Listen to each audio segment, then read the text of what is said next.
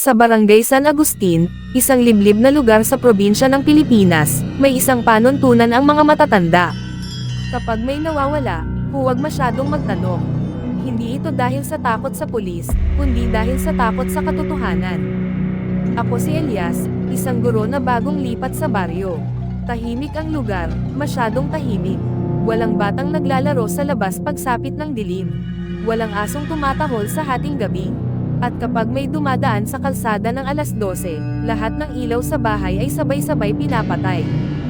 Sa unang buwan ko roon, 3 tao ang nawala. Una, si June, isang mangingisda.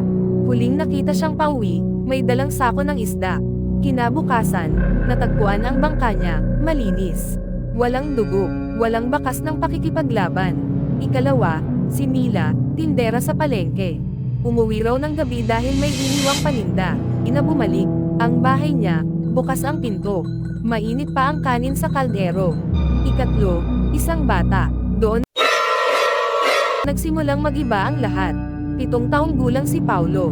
Nawawala siya sa loob lamang ng 30 minuto. Sabi ng ina, nagpunta lang daw sa tindahan sa kanto. Hindi na umuwi, nagsagawa ng paghahanap ang buong barangay. May pulis, may tanod, may pari, may dasal. Pero wala silang hinahanap na bangkay. Dahil sa San Isidro, hindi kailanman natatagpuan ang katawan. Ikatlong kabanata, ang matandang lalaki sa dulo ng daan. May isang bahay sa dulo ng barangay. Walang bakod, walang ilaw. Laging amoy panis na karne ang paligid. Nakatira roon si Mang Isko, isang matandang lalaki, halos hindi lumabas. Sabi ng mga kapitbahay, dating katulong sa katayan ng hayop. Sabi ng iba, nabaliw matapos mamatay ang buong pamilya niya. Isang beses, napadaan ako roon. May nakita akong butas sa lupa, natatakpan ng yero. At sa tabi nito, mga buto. Hindi buto ng hayop. Ika-4 na kabanata, ang unang ebidensya. Isang gabi, may narinig akong iyak mula sa labas ng inuupahan kong bahay. Mahina, paus, parang bata. Lumabas ako. Sa ilalim ng poste ng ilaw, may nakita akong sapatos. Sapatos ni Paulo, at sa tabi nito, may bakas ng paa papunta sa gubat. Isang pares lang. Ika-5 kabanata, ang bahay ni Mang Isko. Hindi ko na hinintay ang pulis. Pumasok ako sa bakuran ni Mang Isko bandang alas 2 ng madaling araw. Bukas ang pinto. Sa loob, amoy dugo. Hindi sariwa, matagal na. May mesa, may kutsilyo, marami. Sa dingding, may mga ukit ng pangalan. June, Mila, Paulo, at marami pang iba. Ika-6 na kabanata, ang katotohanan.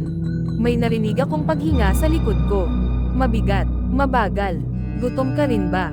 Tanong ng boses. Paglingon ko, nakita ko si Mang Isko. Ngunit hindi na siya mukhang tao. Payat na payat, lumubog ang mata.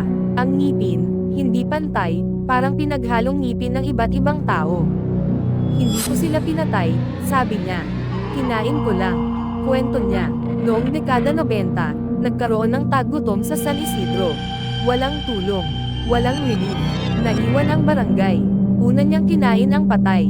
Sunod, ang naghihingalo. Hanggang sa, nasanay siya. At ang mas masahol, tinuruan siya ng matatanda. Dahil sa San Isidro, may kasunduan. Mas mabuting may mawala, kaysa lahat mamatay. Hindi lang si Mang Isko, ang kapitan, ang tanod, ang pari, alam nilang lahat, ang nawawala ay pinipili, walang kamag-anak, mahirap, o tahimik. At kapag may bagong guro, gumising ako na nakagapos, nasa gitna ako ng mesa. Sa paligid, ang buong barangay.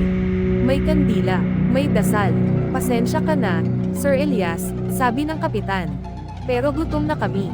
Bago pamatak ang kutsilyo, may bamulong sa akin si Mang Isko. Kapag kinain ka namin, hindi ka na mawawala, bahagi ka na namin. Makaraan ang ilang buwan, may bagong guro sa Barangay San Isidro. Tahimik siya, mabait, at tuwing may nawawala, hindi siya nagtatanong, dahil sa gabi, at ang ngiti niya, katulad ng sa akin noon.